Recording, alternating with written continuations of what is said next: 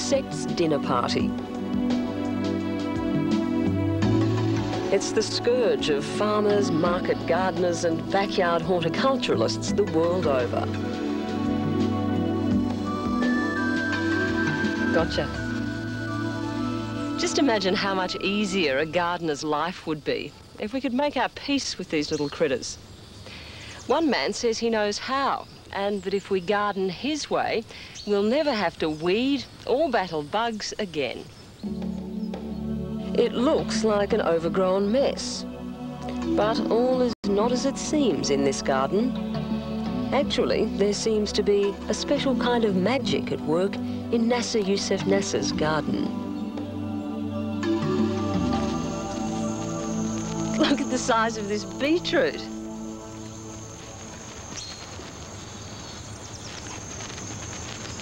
And the sweet young carrots. Just about everything in Nasser's garden is bigger, sweeter and more plentiful than usual. His secret? Well, it's really no secret at all. Just carefully cultivate the weeds and the vegetables will take care of themselves. The only problem is Nasser's gardening philosophy is so simple, nobody believes him. But if seeing really is believing, take a look at this. Then forget everything you've ever learned about gardening. Pack away the guidebooks, cancel that crash course in organic farming, and you won't need a chemistry degree in brewing natural pesticides either. Fantastic. And plenty more where this one came from. Hundreds of tons, in fact, grown amongst the weeds and wildflowers. Twice as many carrots per hectare. 3 times more beetroot than any other farm in the country, for about 40% less than farming them the usual way, and all grown without the help of fertilisers and pesticides.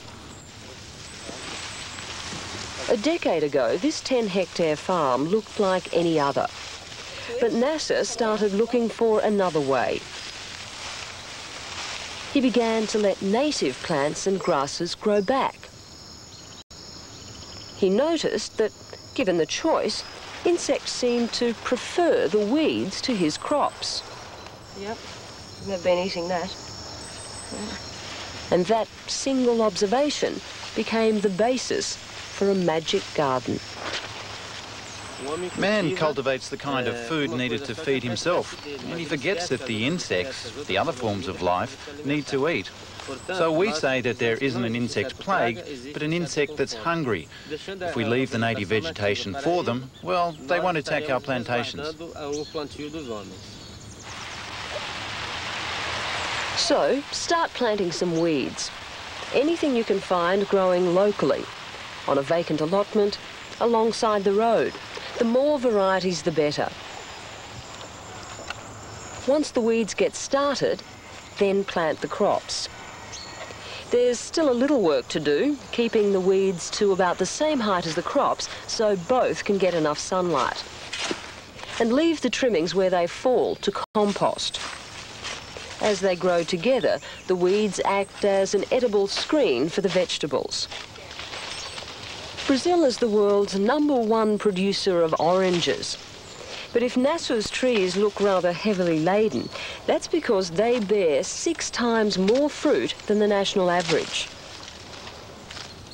They may not look like perfect oranges, but if you can get over that idea that the best ones are those with brightly coloured, unblemished skins, this is, without a word of exaggeration, the sweetest and juiciest orange I've ever tasted.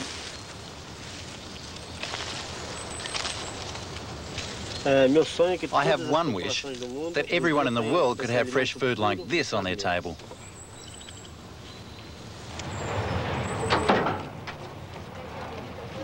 But for now, it's only a comparative few who do.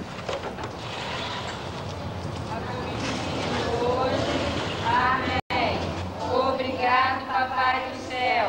Bom apetite para vocês. Amém. The produce from Nasser's council-owned farm goes out free to the most needy. there's ample evidence that pests really do prefer their diet to ours.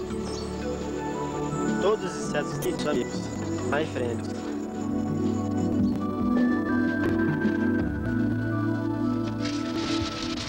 That's all for this edition of Beyond 2000.